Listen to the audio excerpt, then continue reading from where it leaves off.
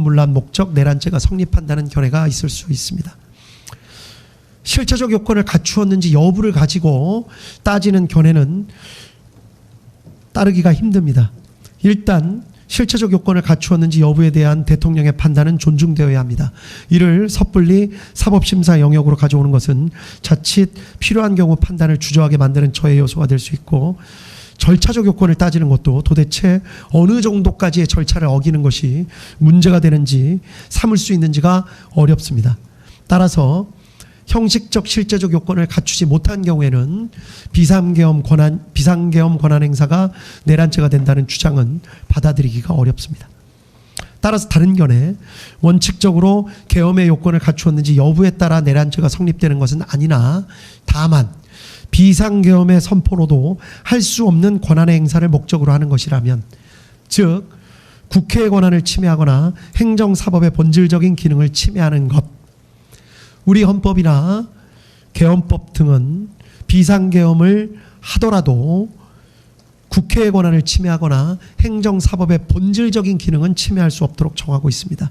따라서 비상계엄을 하더라도 국회의 권한을 침해하거나 행정사법의 본질적인 기능을 침해할 수 없는데, 이를 목적으로 해서 비상계엄을 선포하는 것이라면 비록 헌법이 정하고 있는 권한행사라 하더라도 이때에는 형법 제91조 제2호가 적용되는 국헌문란 목적 내란죄가 성립할 수 있다는 것이 이 법원의 판단입니다.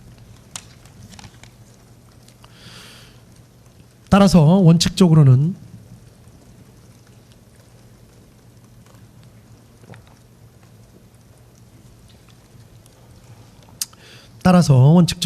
대통령의 비상계엄 선포 자체는 내란죄에 해당할 수 없습니다. 사법심사의 대상이 된다고 보기도 어렵습니다.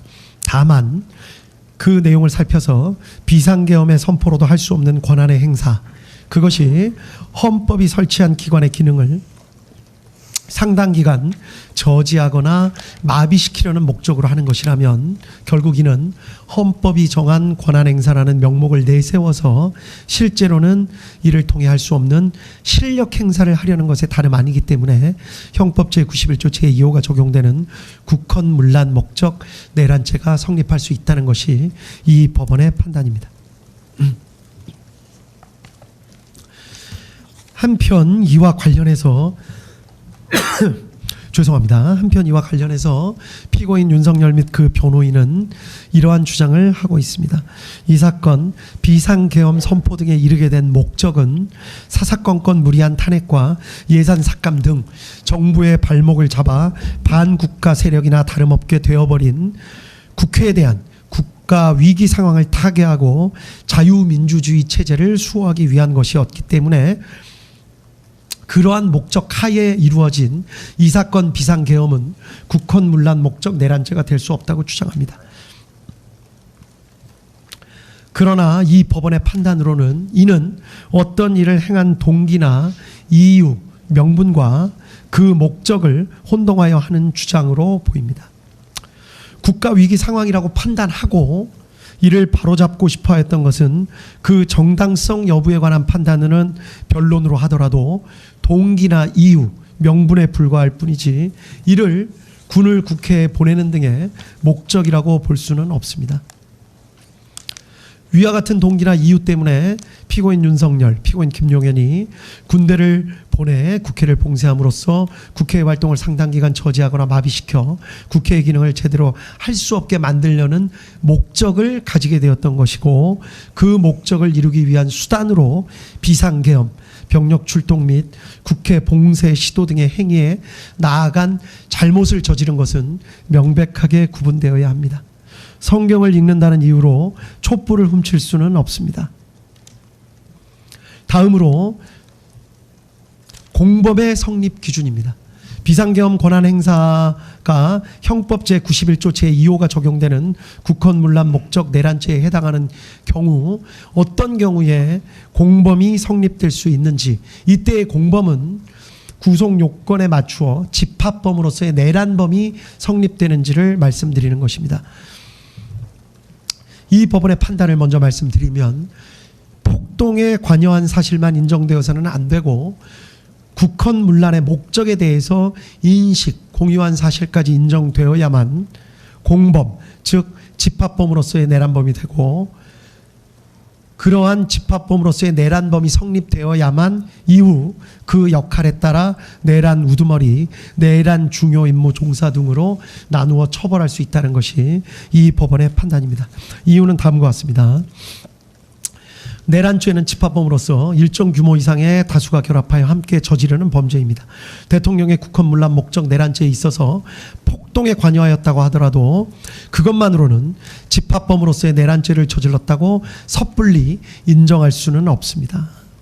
특히 내란죄의 폭동은 최광의의 폭행 협박을 의미하는 것이어서 일체의 유형력 행사가 다 포함되는 것인데, 비상계엄의 선포, 이 경우에 비상계엄의 선포 자체도 어느 정도 유형력의 행사로 볼 여지가 많기 때문에 그러한 행위에 일부 관여했다고 해서 이를 바로 집합범으로서의 내란죄에 해당한다고 포섭하는 것은 죄형 법정주의 원칙에 반하고 구속요건에 맞지 않습니다. 결국 집합범으로서의 내란죄가 성립하기 위해서는 폭동행위에 관여한 자라 하더라도 국헌문란의 목적을 인식, 공유하면서 폭동행위에 관여하였어야 하고, 만약에 이러한 국헌문란 목적의 인식, 공유가 인정되지 않는다면 어떠한 유형력 행사에 관여하였다고 해서 그 사람에 대해서 바로 내란죄가 성립한다고 볼 수는 없고, 다만 관여한 해당 행위 자체에 대한 별개의 형법상 구속요건을 따져보아서 그에 대한 죄책만 부담한다고 보아야 할 것입니다. 국헌문란 목적의 인식 공유는 미필적인 것으로 족합니다. 처음부터 계획을 같이 세우면서 인식 공유할 수도 있지만 사후에 폭동행위에 가담하는 과정에서 그러한 목적을 인식 공유하는 것도 가능하다고 할 것이고, 암묵적인 의사소통으로도 가능하다고 할 것입니다. 그리고 이러한 국헌문란의 목적을 인식 공유하면서 폭동에 관여한 사람들만을 내란죄가 인정하는 집합범으로서 인정하고, 그 사람들을 그 내부에서의 역할에 따라 우두머리, 중요 임무 종사 등으로 구분하여 처벌해야 할 것입니다. 이 사건 폭동이 한 지방의 평온을 해할 정도의 위력이 있었는지 여부에 대해서 말씀드리겠습니다. 이 법원은 이 사건 비상계엄 선포, 포고령의 공고, 국회 봉쇄행위, 국회의원 및 정치인 등 체포조 편성 및 운영, 중앙선관위 등 점거, 서버 반출 및 직원 등 체포 시도 등은 모두 다 합쳐서 그 자체로 폭동행위에 해당한다고 보이고, 이러한 폭동행위는 대한민국 전역, 그렇지 않더라도 국회와 선관위 등이 위치한 서울과 수도권 등의 평온을 해할 정도의 위력이 있었다고 봄이 상당하다고 판단했습니다. 이 부분 이유는 판결문에 자세히 설치되어 있기 때문에 해당 부분을 참조하시면 될 것 같습니다. 결론적으로 다시 한번 강조하건대 이 사건의 핵심은 군을 국회로 보낸 것입니다. 이제 구체적인 죄책 여부에 대해서 말씀을 드리겠습니다. 먼저 피고인 윤석열, 피고인 김용현의 경우를 같이 말씀드리겠습니다. 앞서 말씀드린 바로 추정할 수 있듯이 피고인들의 경우에는 형법 제91조 제2호의 국헌문란의 목적이 인정됩니다. 군을 보내 국회를 봉쇄하고 주요 정치인들을 체포하는 등의 방법으로 국회 활동을 저지하거나 마비시켜 국회가 사실상 상당 기간 기능을 제대로 할 수 없게 만들려는 목적을 내심으로 가지고 있었음을 부정하기는 어렵다고 보입니다. 군대를 보내서 폭동을 일으킨 사실도 인정됩니다. 폭동이란 최광의의 폭행이나 협박입니다. 여러 가지 사정들 간략하게 말씀드리자면 군이 무장을 해서 국회로 출동하는 자체, 헬기 등을 타거나 담을 넘어서 국회로 진입하는 자체, 또 그 안에 있는 관리자 등과 몸싸움을 하는 자체, 심지어 체포를 위해서 장구를 갖추고 다수가 차량을 이용해서 국회로 출동하는 행위 자체 등 대부분의 행위가 모두 폭동에 포섭이 된다는 것이 이 법원의 판단입니다.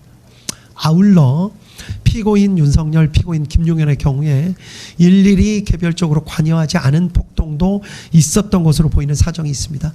그렇지만 폭동행위에 관한 대법원 판례는 일일이 개별적으로 관여하지 않은 부분이 있다고 하더라도 그 관여하지 않은 부분에 대해서도 내란죄로서의 책임은 모두 부담한다는 것입니다. 따라서 개별적으로 관여하지 않은 행위가 이 부분에 있어서 다소 억울하다는 사정이 있을 수는 있지만 전체에 대한 내란죄로서의 책임을 진다는 것이 이 법원의 판단입니다. 피고인 윤석열, 피고인 김용현에게는 집합범으로서의 내란죄가 성립합니다. 그리고 맡은 역할에 따라서 피고인 윤석열은 내란 우두머리죄, 피고인 김용현은 내란 중요 임무 종사죄가 성립합니다.